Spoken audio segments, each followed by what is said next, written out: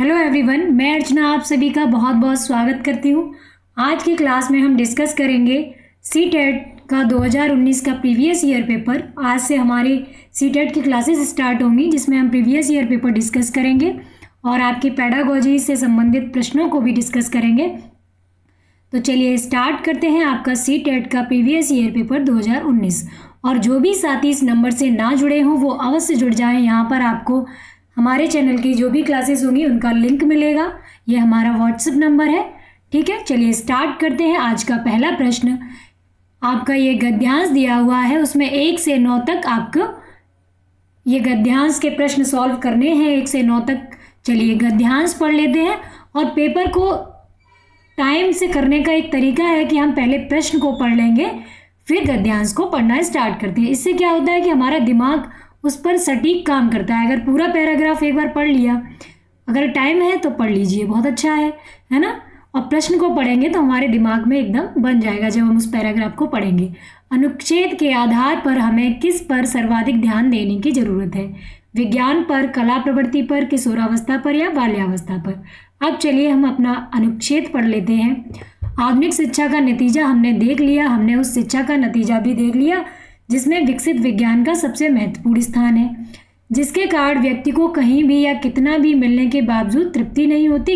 इसका कारण यही है कि शिक्षा के स्वाभाविक और आवश्यक अंगों को छोड़कर हमने ऐसे विषयों पर अधिक ध्यान दिया है जो मनुष्य का एकतरफा विकास करते हैं, जिनके कारण व्यक्तित्व का बड़े से बड़ा भाग अतृप्त रह जाता है।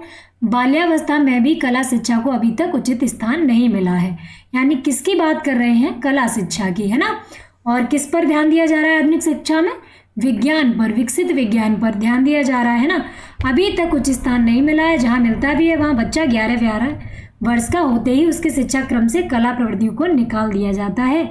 ऐसा ही हर्बर्ट रीड ने कहा है। ठीक है, हमारा अनुभव हमें बताता है कि हर व्यक्ति 11 साल की उम्र के बाद किशोरावस्था और उसके बाद भी सारे जीवन काल तक किसी न किसी कला प्रवृत्ति को अपने भाव प्रकटन का जरिया बनाए रख सकता है। आज के सभी विषय जिन पर हम अपनी एकमात्र श्रद्धा रखते हैं, जैसे गणित, भूगोल, इतिहास, रसायन शास्त्र और यहाँ तक कि साहित्य भी जिस तरह पढ़ाए जाते हैं, उन सब की बुनियाद कैसी है? तार्किक है। ठीक है, इन पर एकमात्र जोर देने के कारण कला प्रवृत्तियाँ जो भावना प्रधान होती हैं पाठ्यक्रम से करीब करीब निकाली जाती हैं। ये प्रवृत्तियाँ केवल पाठ्यक्रम से ही नहीं निकाली जाती बल्कि इन तार्किक विषयों को महत्व देने के कारण व्यक्ति के दिमाग से भी बिल्कुल निकल जाती है। किशोर अवस्था को इस तरह गलत रास्ते पर ले जाने का नतीजा भयानक हो रहा है। सभ्यता रोज बरोज बेढब होती जा रही है। व्यक्ति का गलत विकास हो रहा है, उसका मानस अस्वस्थ है, परिवार दुखी है, समाज में फूट हो रही है, पर दुनिया पर ध्वंस करने का जो ज्वर चढ़ा है। इन भयानक अवस्थाओं को हमारा ज्ञान विज्ञान सहारा दे रहा है। आज की तालीम भी इसी दौड़ में साथ दे रही है। ठीक है, अब चलिए पहला प्रश्न सॉल्व करते हैं। अनुच्छेद के आधार पर हमें किस पर सर्वाधिक ध्यान देने की जरूरत है? विज्ञान पर, कला प्रवृत्ति पर, किशोरावस्था पर या बाल्यावस्था पर? तो हमने पढ़ा अनुच्छेद में किस पर ध्यान देने की आवश्यकता है? कला प्रवृत्ति पर। आधुनिक शिक्षा जो है वो विज्ञान के ऊपर है, तो बेटा आपका राइट आंसर होगा 1 कला प्रवृत्ति पर। ठीक है, आपका राइट आंसर क्या है? सही, कला प्रवृत्ति पर। कला प्रवृत्ति पर सर्वाधिक ध्यान देने की जरूरत है। चलिए बढ़ते हैं अगले प्रश्न की ओर। अनुच्छेद के अनुसार गणित, भूगोल, इतिहास आदि विषय कैसे हैं? तर्क प्रधान है, भाव प्रधान है, कला प्रधान है या बोध प्रधान है? तो हमने अनुच्छेद में पढ़ा था कैसे हैं? तार्किक है, तर्क प्रधान है ना। ये सब कैसे हैं? गणित, भूगोल, इतिहास, रसायन शास्त्र कैसे हैं? तार्किक है। तो हमारा प्रश्न सॉल्व हो गया। दूसरा तर्क प्रधान है, ऑप्शन ए राइट आंसर है। चलिए बढ़ते हैं अगले प्रश्न की ओर। हमारा तीसरा प्रश्न है, ज्ञान विज्ञान को बहुत अधिक महत्व देने के कारण क्या हुआ है? समाज उन्नति कर रहा है, समाज में विभाजन हो रहा है, व्यक्ति सृजन की राह पर है, व्यक्ति विध्वंस की राह पर नहीं है। तो हमने अभी अनुच्छेद में पढ़ा था कि विज्ञान की राह पर मनुष्य कैसा है? समाज में फूट पड़ रही है, मानस अस्वस्थ है, परिवार दुखी है ना। तो यह इसमें ऑप्शन क्या दिए हुए हैं हमारे? आपके 4 ऑप्शन है, ए, बी, सी और डी। समाज उन्नति कर रहा है, समाज में विभाजन हो रहा है। आप लोग कमेंट बॉक्स में आंसर करें। व्यक्ति सृजन की राह पर है, व्यक्ति विध्वंस की राह पर नहीं है। तो समाज में फूट पड़ रही है, यही था हमारे अनुच्छेद के अनुसार आंसर। समाज में विभाजन हो रहा है ना। सृजन की राह पर नहीं है, विध्वंस की राह पर है, ऐसा होता तो ये ऑप्शन राइट माना जाता, लेकिन कहाँ है, समाज में विभाजन हो रहा है। आपका बी राइट आंसर है इस अनुच्छेद के अनुसार। किशोरावस्था तार्किकता की प्रधानता और भाव के अभाव का रास्ता अपना रही है।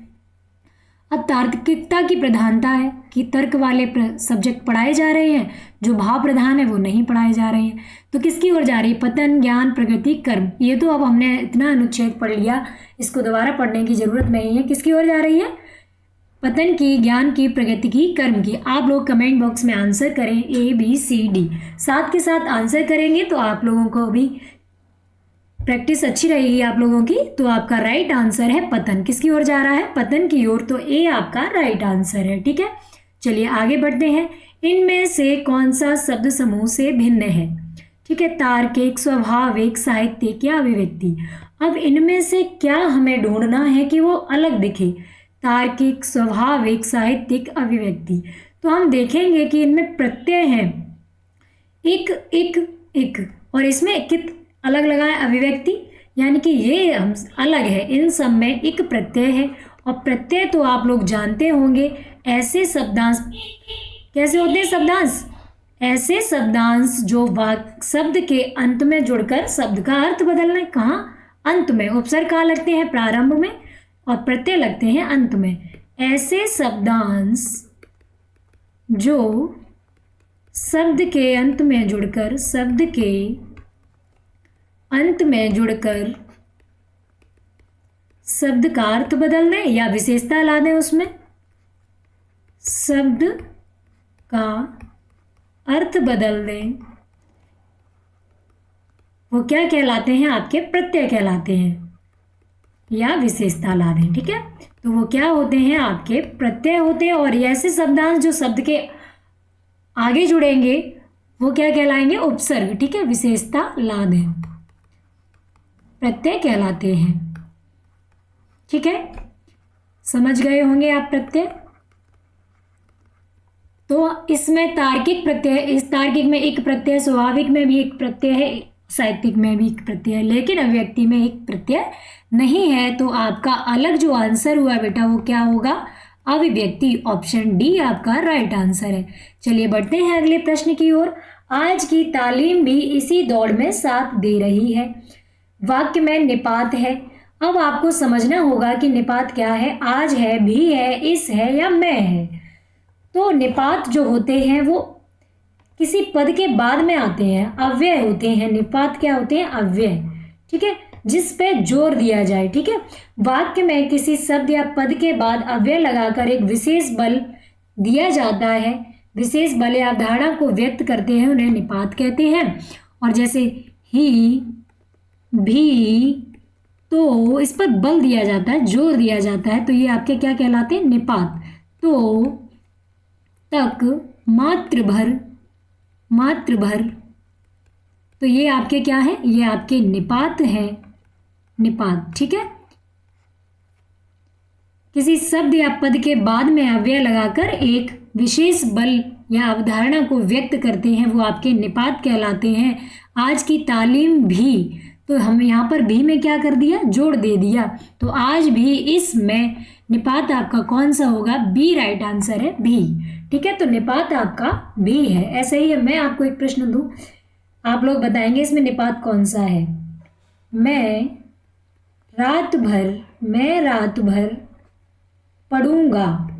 ठीक है, अब आपने किस पर जोर दिया, मैं रात भर पढ़ूंगा, इसमें निपात कौन सा है, तो हमने किस पर जोर दिया, भर पर। तो भर कैसा शब्द है, निपात है। ठीक है, तो भर आपका क्या है, ये निपात है, इसको आप ध्यान रखेंगे।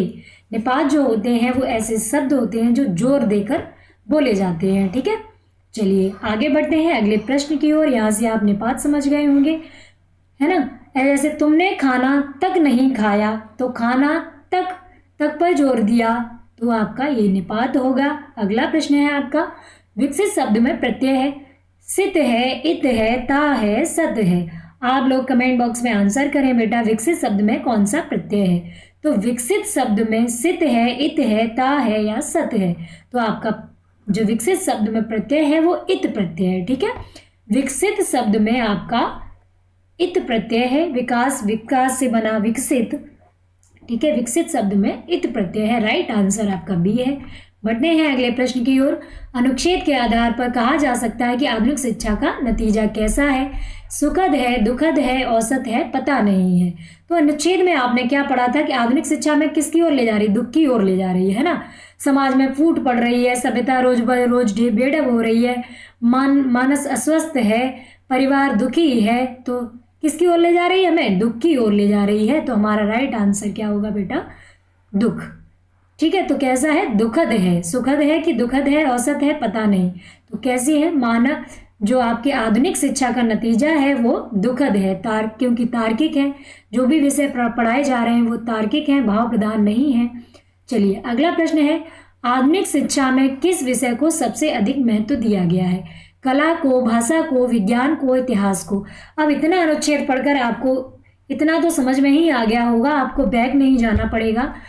किसको महत्व दिया गया है आधुनिक शिक्षा में, मॉडर्न जो एजुकेशन है उसमें किस पर बल दिया है, कला को, भाषा को, विज्ञान को या इतिहास को। तो सी आपका राइट आंसर है, विज्ञान को महत्व दिया जा रहा है ना। आपका राइट आंसर है बेटा विज्ञान को। चलिए अगला प्रश्न जो है आपका वो एक पद्यांश है, काव्यांश है। इसमें से 10 से लेकर 15 प्रश्न आपके 10 से लेकर 15 नंबर तक प्रश्न आपको सॉल्व करने हैं इसी गद्यांश को, पद्यांश को पढ़कर। ठीक है, तो पद्यांश को पढ़ लेते हैं। साकार दिव्य गौरव विराट, पौरुष के पुंजीभूत ज्वाल, मेरी जननी के हिम किरीट, मेरे भारत के दिव्य भाल।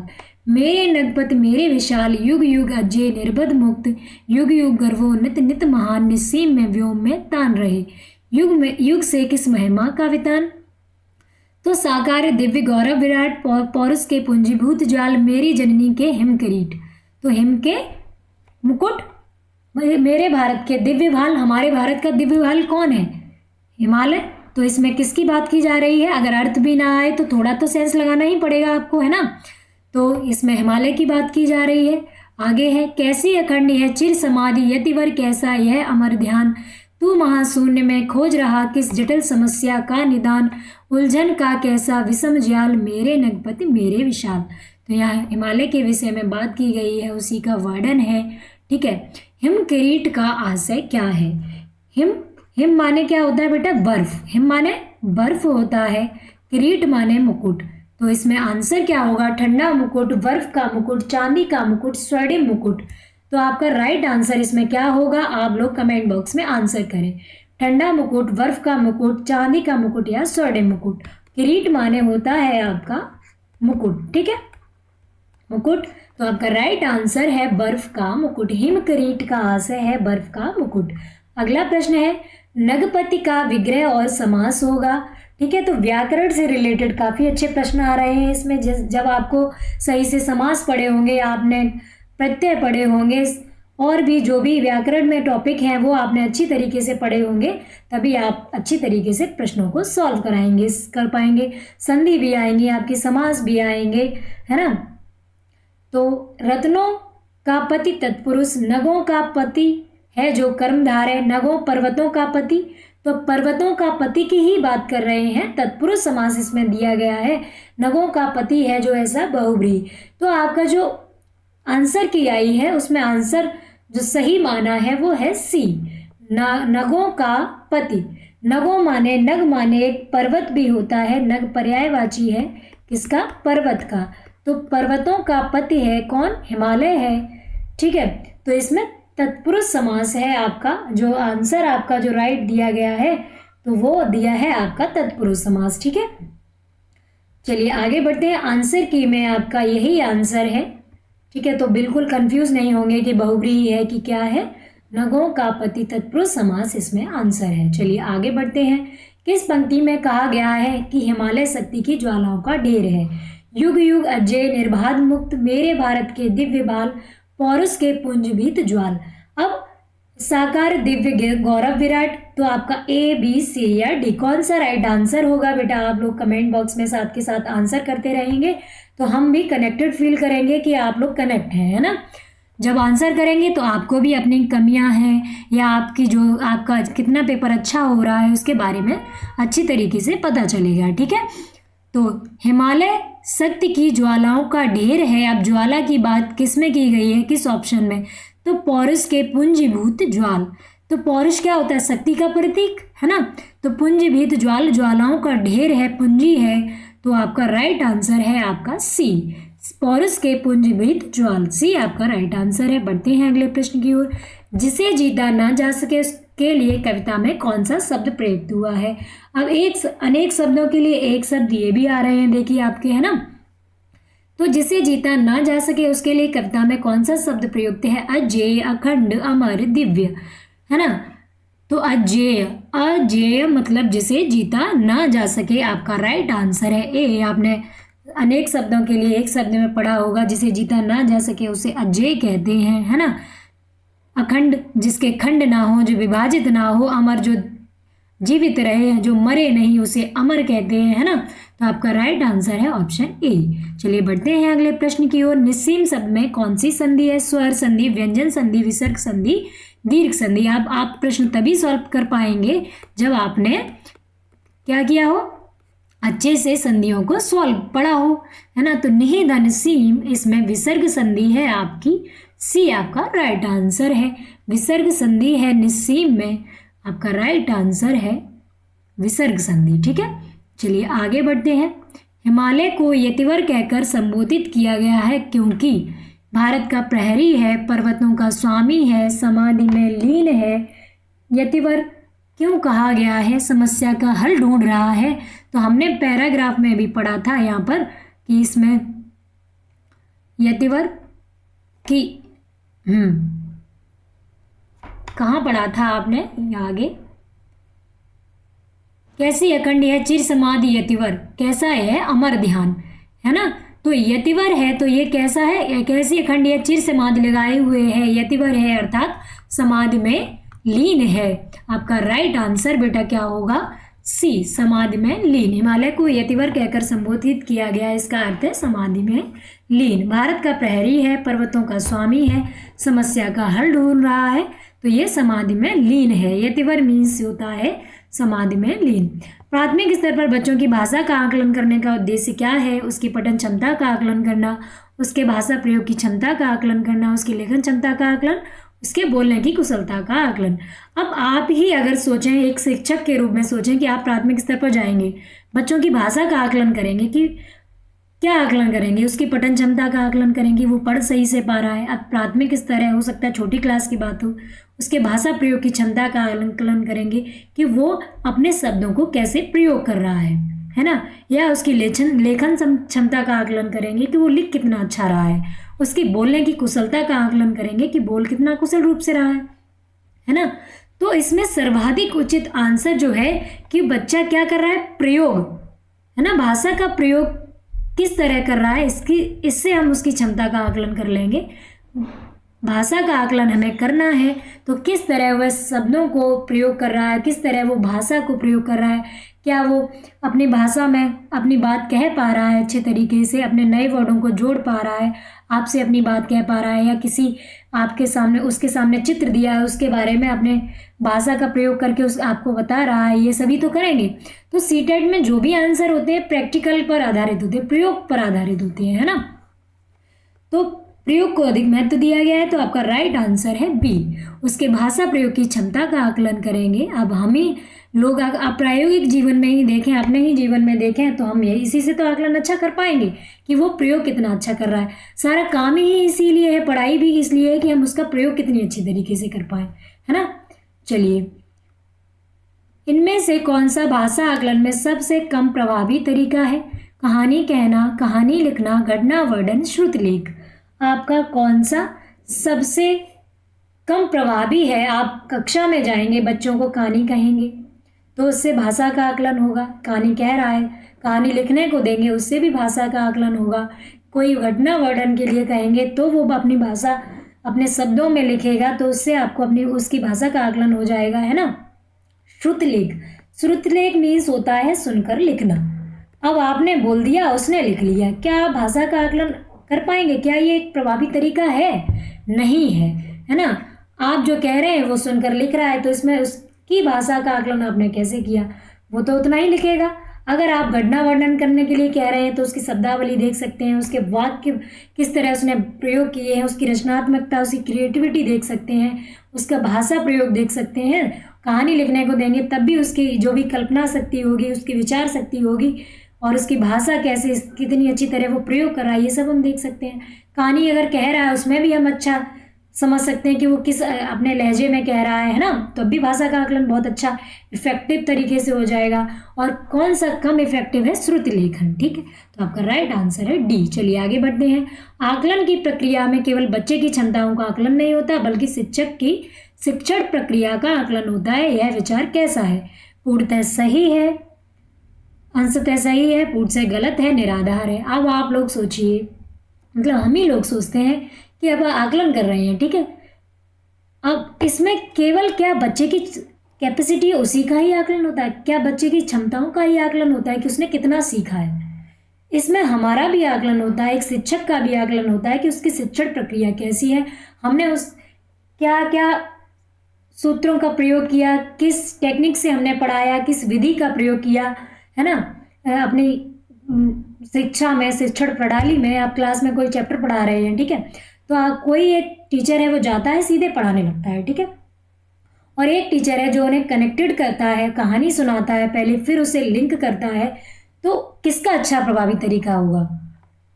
जो कहानी सुना रहा है, बच्चे इंटरेस्ट लेंगे उस पर, जो मतलब ध्यान रखेंगे, काफ़ी अच्छी तरीके से उसकी बात सुनेंगे, तो वो ग्रहण भी अच्छी तरीके से करेंगे, है ना। तो आकलन में क्या होता है? केवल बच्चे का ही आकलन नहीं होता बल्कि शिक्षक की शिक्षण प्रक्रिया का भी आकलन होता है। उससे पता चलता है कि कैसे हम तरीके अपना रहे हैं, उसमें सुधार करें तो अच्छा रिजल्ट आए। ये आपका राइट आंसर है, ये बात पूर्णतः सही है। अगला प्रश्न है आपका, रीमा ने तीसरी कक्षा में पढ़ने वाली रितिका की भाषा क्षमता का भाषा निष्पादन संबंधी क्रमिक प्रगति का ब्यौरा, प्रगति है उसके ब्यौरा उसके अभिभावकों को दिया। रीमा ने के आधार पर यह जानकारी दी, अवलोकन के आधार पर, पोर्टफोलियो के आधार पर, जांच सूची के आधार पर, लिखित परीक्षा के आधार पर।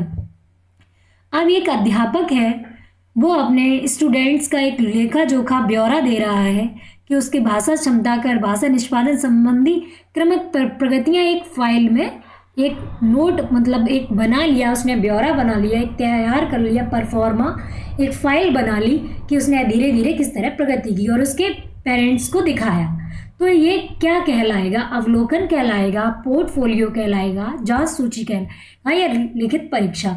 तो बेटा ये कहलाएगा पोर्टफोलियो। ये सीटेट का बहुत ही अच्छा प्रश्न है, अधिकांशतः सभी सीटेट में ये पोर्टफोलियो अवश्य आता है ना।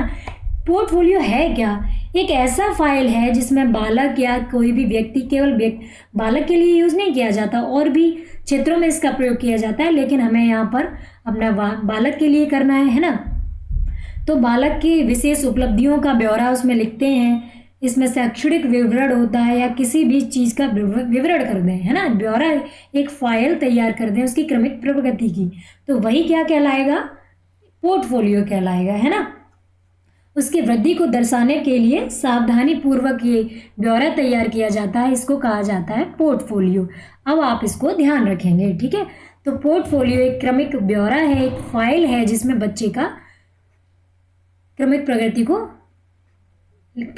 प्रगति का लेखा जोखा रखा जाता है, ठीक है। तो ये पोर्टफोलियो राइट आंसर आपका बी है। चलिए आगे पढ़ते हैं। अगला प्रश्न है आपका, पहली कक्षा में भी लिखने के अंतर्गत आता है। आप लोग कमेंट बॉक्स में आंसर करें। वाक्य लिखना, शब्द लिखना, अक्षर लिखना, चित्र बनाना। तो वाक्य लिखना पहली कक्षा में तो आएगा ही, शब्द लिखना, वाक्य लिखना मतलब धीरे धीरे बच्चा सीखेगा, पहले अक्षर लिखना सीखेगा, शब्द लिखना, फिर वाक्य लिखना। चित्र बनाना, अब इसमें जुड़ा है भी, है ना, निपात जुड़ा है भी, पहली कक्षा में भी लिखा है, तो ये क्या है? निपात, अभी हमने पढ़ा था, जोर दिया जा रहा है, तो जो इसको भी शामिल किया जाता है, चित्र बना रहा है, इसको भी लिखने के अंतर्गत शामिल किया जाता है। तो आपका राइट आंसर है डी, ठीक है। ये सब तो शामिल किए ही जाएंगे, इसके साथ चित्र भी शामिल किया जाता है लिखने के अंतर्गत पहली कक्षा में। ठीक है, चलिए साइन बनाते हैं, बच्चे कोई चित्र बनाते हैं तो उसको किसमें समझाता है, लिखना और समझा जाता है उसको। प्राथमिक स्तर पर पढ़ना सीखने में सबसे कम महत्वपूर्ण क्या है? अनुमान लगाना, संदर्भानुसार अर्थ, अक्षरों की पहचान, पढ़ने का उद्देश्य।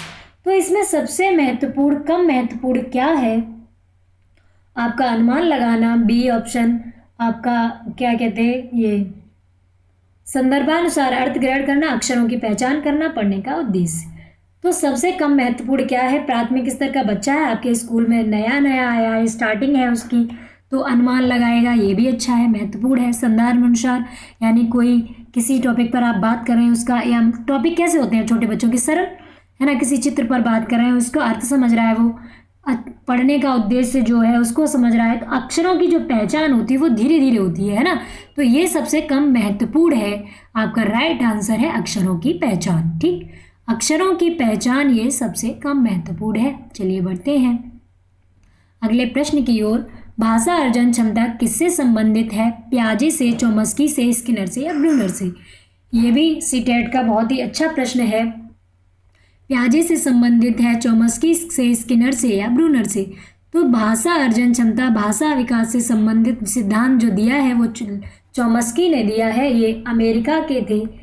चोम्स्की कहाँ के थे? अमेरिका के। एक बार सीटेट में मतलब पूछा गया है, सीटेट के प्रीवियस ईयर पेपर में, नोम चोम्स्की कहाँ के थे? तो अमेरिका के थे। ठीक है, तो इन्होंने बताया जो भाषा सीखने की क्षमता होती है, उन्होंने भाषा विकास का सिद्धांत दिया, उसमें बताया कि भाषा सीखने की जो क्षमता होती है, सीखने की क्षमता जन्मजात होती है, सीखने की क्षमता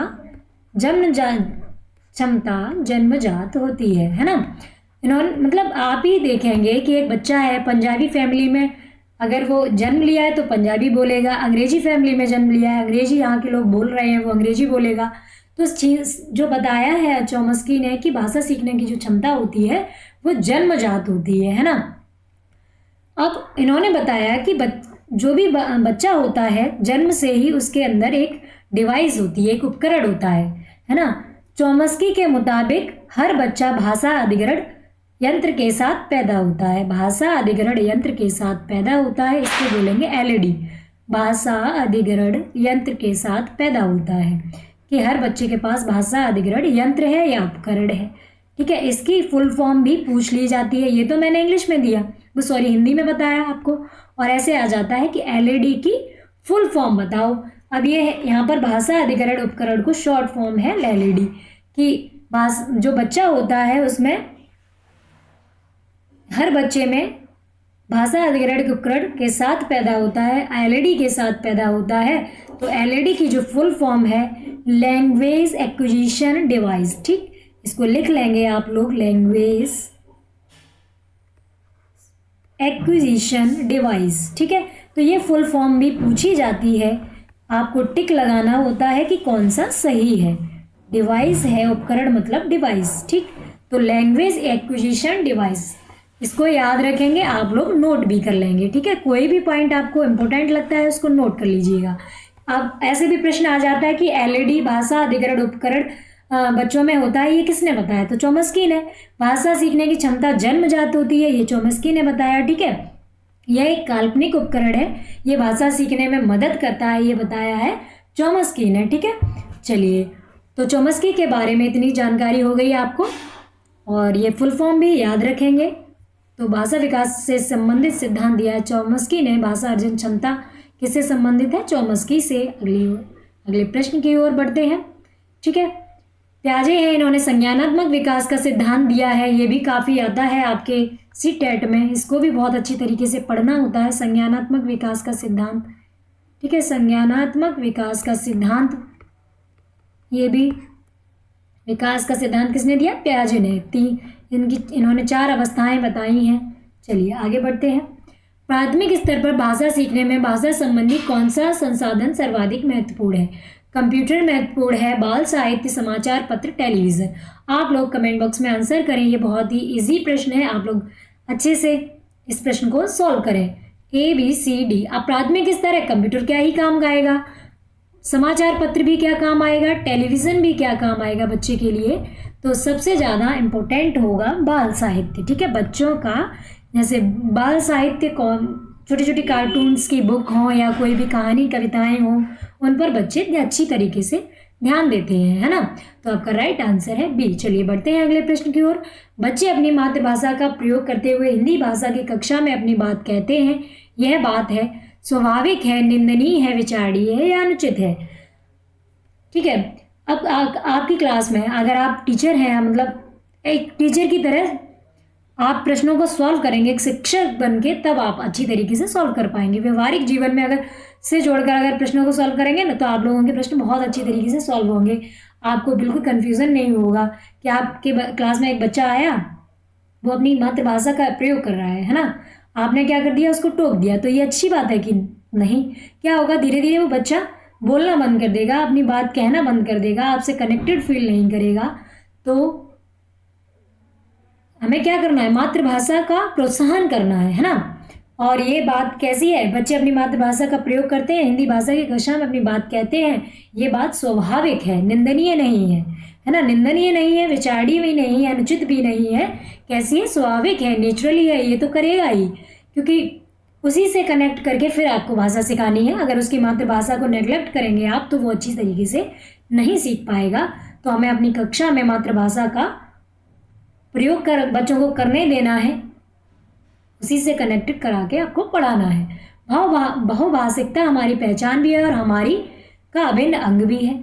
तो सभ्यता संस्कृति, सभ्यता साहित्य, संस्कृति साहित्य, संस्कृति चुनौतियाँ, ABCD आपका राइट आंसर कौन सा होगा। बहुभाषिकता है कि मल्टी लैंग्वेज में है कि हम लोग, मतलब हमारे देश में क्या, हमारा जो भी देश है, हमारा जो भी एनवायरनमेंट है, उसमें क्या है, बहुभाषिकता है, बहुत अधिक भाषाएं हैं, अलग अलग भाषाएं बोली जाती हैं। थोड़ी दूर पर चले जाओ तो भाषा चेंज हो जाती है ना। तो बहुभाषिकता में हमारी कैसी है, हमारी सभ्यता और संस्कृति की पहचान है। आपका राइट आंसर होगा बेटा ए। तो यहाँ पर भरा जाएगा सभ्यता और संस्कृति, ठीक है। बहुभाषिकता हमारी सभ्यता व संस्कृति है, ठीक है। तो आपका राइट आंसर होगा ए, ऑप्शन ए आपका राइट आंसर है। चलिए बढ़ते हैं।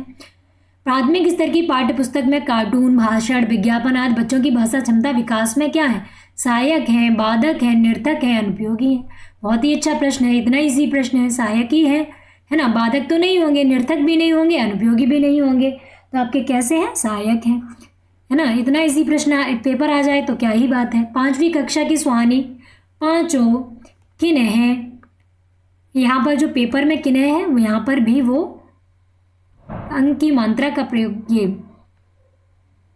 अनुनासिक का प्रयोग कर रही है। तो आंखें, दोनों आदि शब्द लिखती हैं। आप सुहानी की लेखन क्षमता के बारे में क्या कहेंगे।